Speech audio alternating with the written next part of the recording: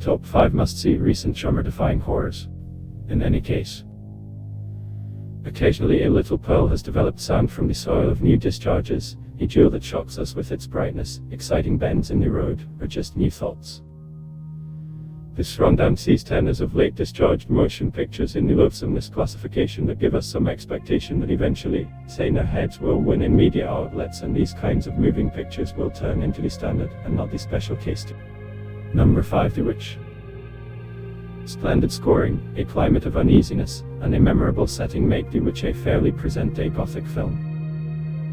A great part of the awfulness here originates from brain science, which is frequently better than in-your-face gore. However, this shouldn't imply that carnage has no spot with sickening apprehension, obviously. The film follows a passionate homesteading family in the 17th century who gradually unwind after the vanishing of their infant beau. Don't anticipate quick pacing and do hope to do a bit of reasoning. Regardless of whether you don't care for period pieces, I suggest you give The Witch a go. I figure you will enjoyably shocked. Number 4. The Babadook, 2014. It isn't in every case simple for a New Zealander like me to observe Australian accomplishments, rare that they be. All things considered, I should praise the endeavors of the group who gave us the first and surprising film, The Babadook. The Babadook is a vile newness previously found in a somewhat upsetting kid's book that the primary character peruses to her child. A kid who shows up marginally upset as it so happens. There are some minor adage minutes in the film, yet in general it figures out how to carry something new to the screen.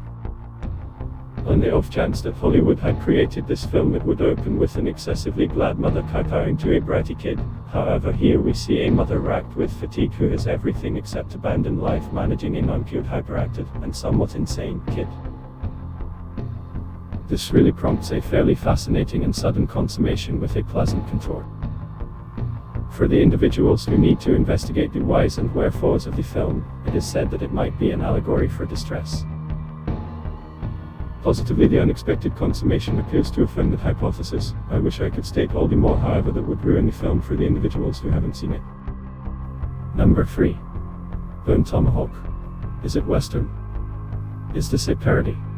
It's horrible. Indeed. I usually am not a fan of the Western classification, but rather it is connected here with a slight curve of ridicule and an impressive amount of cruelty. Some of them are extremely cruel, so be careful. The film begins with the obviously ruthless killing of a couple, which gives you a little taste of what is about to happen in the end.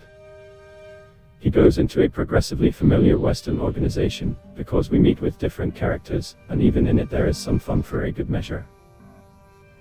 While the film has a moderate pace, as a rule, and, of course, is more inclined to be Western, when the monstrosity begins to terribly change to the Western film The Man-Eater Holocaust. Not for the faint of heart. Number 2. A Quiet Place. A film worked around the idea of quiet. While Bird Box centers around visual impairment, and Hush Home deafness, A Quiet Place centers around muteness. I have, up till now, not found a film that centers around the non-attendance of touch, in the frightfulness sought at any rate, so there is still space for another tactile hardship thriller in the future. A Comspot follows a family living in a world loaded up with animals who, with extraordinary quickness, eviscerate all people they come into contact with. The animals have intense hearing, so the scarcest sound attracts them. The Sow family ends up in a universe of quiet, where each stride and expression must be quieted. This is an unfathomably effectively thought out film and a genuine edge of your seat ride. I don't think I am aware of any individual who hasn't raved after observing it.